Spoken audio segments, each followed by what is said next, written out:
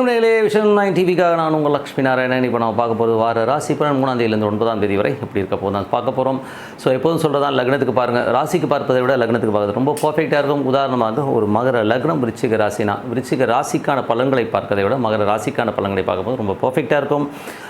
First பொது பலன்கள், அதுக்கப்புறம் தசாபுத்தி பலன்கள்னு வரும். ஸோ உங்களுடைய தசாபுத்தி அந்தரங்கள் என்ன இருக்கும், ஸோ அதையும் மிங்கிள் பண்ணி பார்க்கும்போது ரொம்ப பர்ஃபெக்டாக இருக்கும். வீடியோட எண்டில் டிப் ஆஃப் த வீக் இருக்குது, மறக்காமல் பாருங்கள். ராசி மிதுன ராசிக்கு வந்து பார்த்தீங்கன்னா உங்களுக்கு ராசி அதிபதி புதன் வந்து பார்த்தோம்னா உங்களுக்கு வந்து 12 இருக்கும்போது கொஞ்சம் செலவுகள் இருக்கும். வீடு பராமரிப்பு வேலைகள், வண்டி வாகனங்கள் வந்து சின்ன சின்ன ஒரு மெயின்டெனன்ஸ், இந்த மாதிரி செலவுகள் இருக்கும். தாயாரோட உடல்நிலை சார்ந்த விஷயங்களை கொஞ்சம் கவனமாக பார்த்துக்கிறது ரொம்ப நல்லது. 2ஆம் அதிபதிக்கு வந்து பார்த்தீங்கன்னா சந்திரன் வந்து சிறப்பான ஒரு விஷயத்தில் இருக்கும். ஸோ நல்ல லாபங்கள், நல்ல ஏற்றங்கள் வருவதற்கான இவ்வளோ ரொம்ப சிறப்பாக இருக்குது. அதுக்கப்புறம் வந்து சின்ன சின்ன செலவுகள் மிடில் வந்து ஒரு புதன் வியாழன் இருந்தாலும் அதுக்கப்புறம் எல்லாமே சிறப்பாக அமைவதற்கான இவ்வளோ ரொம்ப நல்லா இருக்குது. அதுக்கப்புறம் பார்க்கும்போது உங்களது 4ஆம் அதிபதியான புதன் வந்து பார்த்திங்கன்னா உங்களுக்கு 12 இருக்கும்போது கொஞ்சம் தாயோட உடல்நிலை சார்ந்த விஷயம் கொஞ்சம் கவனமாக இருக்க வேண்டியது ரொம்ப அவசியம். ஸோ அது கொஞ்சம் பார்த்துங்க. வண்டி வாகனம் ஓட்டும் போது கொஞ்சம் கேர்ஃபுல்லாக இருங்க. எவனாச்சும் வந்து செலவு வைக்கிறதுக்கான வாய்ப்பில் பார்த்துக்கணும். 5ஆம் அதிபதியான சுக்கிரன். ஸோ 5ஆம் அதிபதியான சுக்கிரன் வந்து உங்களுக்கு வந்து 12 இருக்கும்போது குழந்தைகளுக்காக நிறைய செலவு பண்ணுறதுக்கான வாய்ப்புகள் இருக்குது. புதிய ஒப்பந்தங்களுக்காக கொஞ்சம் அலைச்சல்கள் சில பேருக்கு ஏற்படுவதற்கான வாய்ப்புகள் இருக்குது.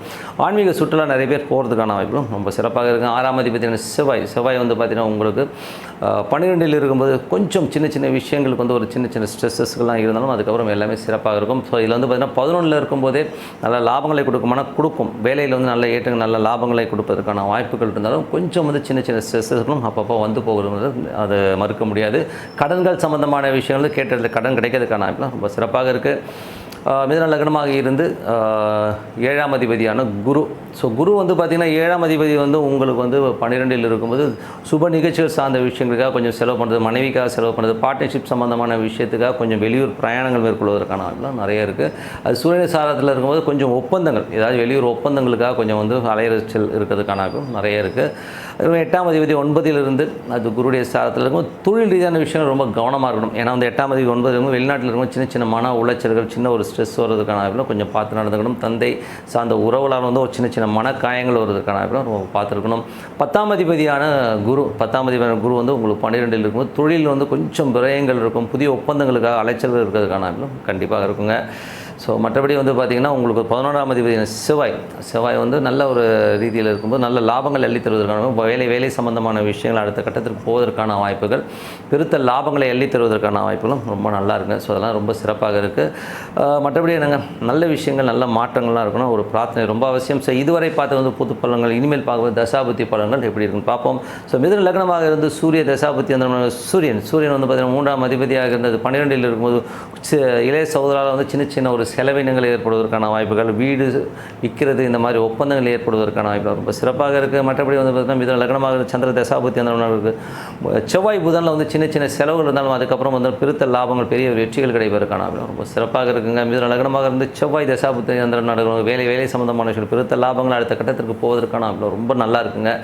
மிதுன லக்னமாக இருந்து ராகு தசாபுத்தி அந்த ராகு வந்து பார்த்திங்கன்னா கொஞ்சம் அந்த புதனுடைய சாரத்தில் இருக்கும்போது நல்ல விஷயங்கள், நல்ல ஏற்றங்கள், தொழில் ரீதியான விஷயங்கள், நிறைய பிரயாணங்கள் மேற்கொள்வதற்கான வாய்ப்புகள் நிறைய இருக்குங்க. ஸோ சொத்துக்கள் சம்பந்தமான விஷயங்களை வந்து சின்ன சின்ன ஒரு முப்பாட்டனார் சொத்து இல்லை ஒரு பரம்பரை சொத்துக்கள் சம்பந்தமான விஷயங்கள் வந்து இருக்கிற லிட்டிகேஷன் வந்து கொஞ்சம் கிளியராகிறதுக்கான வாய்ப்பு, அதுக்கான அலைச்சல்கள் சில பேருக்கு ஏற்படுவதற்கான வாய்ப்புகள் நிறைய இருக்குது.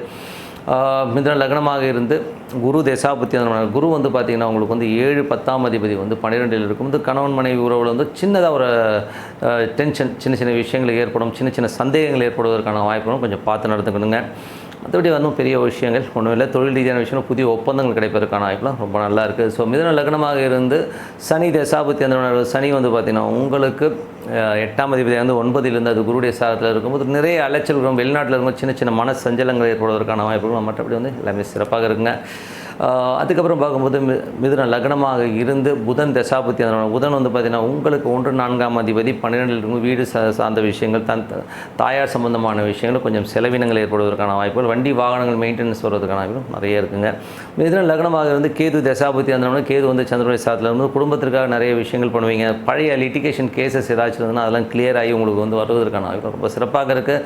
மிதுன லக்னமாக வந்து சுக்கிர தசாபுத்தி அந்த சுக்கிரன் வந்து பார்த்திங்கன்னா உங்களுக்கு வந்து நல்ல 12 இருக்கும்போது கொஞ்சம் குழந்தைகளுக்காக நிறைய செலவு பண்ணுறதுக்கான வாய்ப்புகள் நிறைய இருக்குது. ஸோ குழந்தைகளோட கல்வி சம்மந்தமான விஷயங்கள், அடுத்த கட்டத்திற்கு குழந்தைகள் முன்னேறுவதற்கான விஷயங்களாக செலவு பண்ணுவீங்க. ஸோ நல்ல விஷயங்கள், நல்ல மாற்றங்கள்னா பிரார்த்தனை ரொம்ப அவசியம். மனதார இறைவனை பிரார்த்தனை பண்ணும்போது கண்டிப்பாக அடுத்த போகிறதுக்கான ரொம்ப சிறப்பாக இருக்குது. Week. So tip of the வீக்கில் வந்து இந்த வாட்டி நம்ம பார்க்க போகிறது வந்து பஞ்சபட்சி சாஸ்திரம். ஸோ பஞ்சபட்சி சாஸ்திரம் எந்த அளவுக்கு வந்து ஒர்க் ஆகும் ஒர்க் ஆகாதுங்கிறத தான் நம்ம பார்க்க போகிறோம். ஸோ பஞ்சபட்சி வந்து ரொம்ப சிறப்பான ஒரு சயின்ஸு. இதுவரை வந்து என் வாழ்நாளில் வந்து கிட்டத்தட்ட வந்து ஒரு 25 வருஷத்துக்கு மேலே வந்து நான் இதை வந்து அப்ளை பண்ணிட்டு வரேன். எங்கேயுமே தோற்றதே கிடையாது, அவ்வளோ பர்ஃபெக்டாக இருக்கும். உதாரணமாக சொல்ல போகும்போது பஞ்சபட்சி வந்து எந்த மாதிரிலாம் ஒர்க் ஆகுதுன்னா, நான் வந்து ஒரு வீட்டுக்கு குடியேற போகும்போது பஞ்சபட்சி மூலியமாக ஒரு அரசு நல்ல ஒரு அதிகார பட்சியாக இருக்கும்போது நான் அந்த வீட்டுக்குள்ளே போனேன். என்னோடய வளர்ச்சி வந்து ரொம்ப நல்லா இருந்தது. அதுலேருந்து என் லைஃப் டேர்ன் ஆகிடுச்சு. ஸோ பெரிய லெவலில் வந்து அடுத்தடுத்த லெவலுக்கு முன்னேறுவதும் ரொம்ப சூப்பராகவும் இருந்ததுங்க. அதே மாதிரி பஞ்சபட்சி வந்து பார்த்திங்கன்னா ஒரு காலகட்டத்தில் ஒரு வேலைக்கு போய் நான் ஜாயின் பண்ணுறேன். ஏன்னா நான் வந்து சேல்ஸ் அண்ட் மார்க்கெட்டிங்கில் இருக்கும்போது வேறு ஒரு வேலைக்கு செல்லும்போது ஒரு நிர்பந்தம் ஏற்பட்டுச்சு. என்ன மாதிரி நிர்பந்தம்னா, அந்த படுபட்சி நாளில் வந்து நான் போய் ஜாயின் பண்ணணும் அப்படிங்கிற ஒரு காலகட்டத்தில் வந்து அந்த கம்பெனியில் போய் நான் ஜாயின் பண்ணேன். அந்த கம்பெனியில் ஜாயின் பண்ணி வச்சதே என் லைஃப் டைமில் வந்து அந்த படுபட்சிங்கிறது வந்து அது ரொம்ப மோசமான ஒரு நாள். அன்னைக்கு போய் அதை ஜாயின் பண்ணி வாழ்நாளில் வந்து அந்த மாதிரி கஷ்டத்தை, அந்த கம்பெனியில் இருந்த மாதிரி கஷ்டத்தை நான் அனுபவிச்சதே கிடையாது. அவ்வளோ டென்ஷனையும் ஸ்ட்ரெஸ்ஸையும் வந்து கொடுத்துச்சு அந்த கம்பெனி. அது மட்டும் இல்லாமல் பொருளாதாரத்துலேயும் வந்து பெரிய சரிவை கொடுத்துச்சுங்க. கிட்டத்தட்ட வந்து அந்த கம்பெனி விட்டு வெளில வரும்போது நிறைய சம் லேக்ஸ் வந்து நம்ம விட்டுட்டு வர மாதிரியான சூழ்நிலை உருவாக்கிடுச்சு. ஏன்னா வந்து அவ்வளோ காசு போயிடுச்சு. ஸோ என்னோட பெரிய ஒரு மன உளைச்சலை ஏற்படுத்து. ஸோ இந்த படுபட்சி காலகட்டத்தில் வந்து நம்ம எதுவுமே செய்யக்கூடாதுங்கிறத வந்து உணர்த்தினதும் அதுதான்.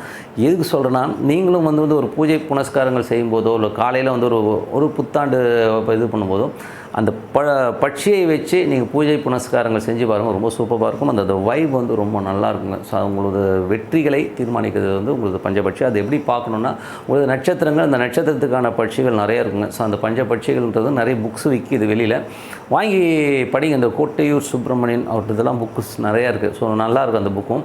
ஸோ அந்த மாதிரி புக்ஸை வந்து நீங்கள் படிக்கும்போது உங்களுக்கு வந்து அடுத்த லெவலில் வந்து அதை வந்து ப்ராக்டிஸ் பண்ணும்போது அதோடைய விஷயங்கள் என்னன்றது உங்களுக்கே புரியும்.